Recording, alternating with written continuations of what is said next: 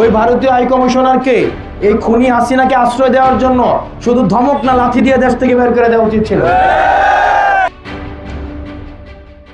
শেখ হাসিনা সরকারের পতনের পর বাংলাদেশ ভারত সম্পর্কে টানাপোড়েন স্পষ্ট হয়ে উঠেছে।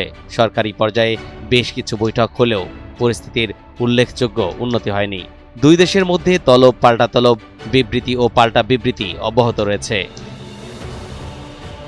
20 ডিসেম্বর শনিবার সন্ধ্যায় 20 থেকে 25 জন বিক্ষোভকারী দিল্লিতে বাংলাদেশের হাই কমিশনের সামনে অবস্থান নেন। তারা বাংলাদেশ বিরোধী স্লোগানের পাশাপাশি বাংলাদেশের হাই কমিশনার এম রিয়াজ হামিদুল্লাহকে হুমকি দেন বলে দূতাবাস কর্মকর্তারা জানান।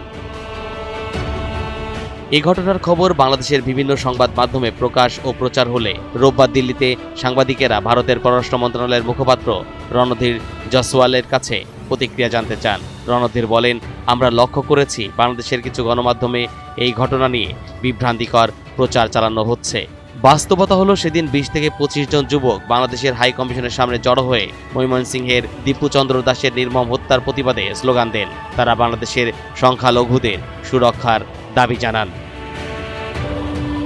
বিক্ষোভ চলাকালে হাই কমিশনের বেষ্টনী ভেঙে প্রবেশের চেষ্টা বা নিরাপত্তা ঝুঁকি সৃষ্টি হয় এমন কোনো ঘটনা ঘটেনি।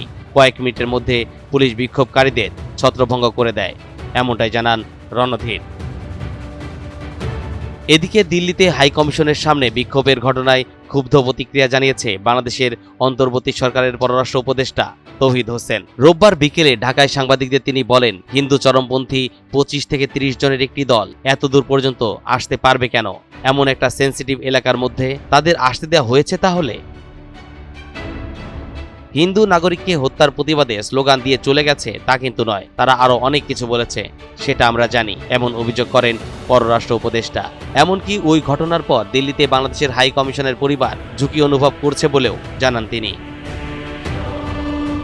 কয়েক ঘন্টার ব্যবধানে দুই দেশের উচ্চ পর্যায়ের বক্তব্য পাল্টা বক্তব্যে স্পষ্ট হয় যে সম্পর্ক মেরামতের চেষ্টা অব্যাহত থাকলেও দিল্লি ও ঢাকার দূরত্ব সহসাই কাটছে না।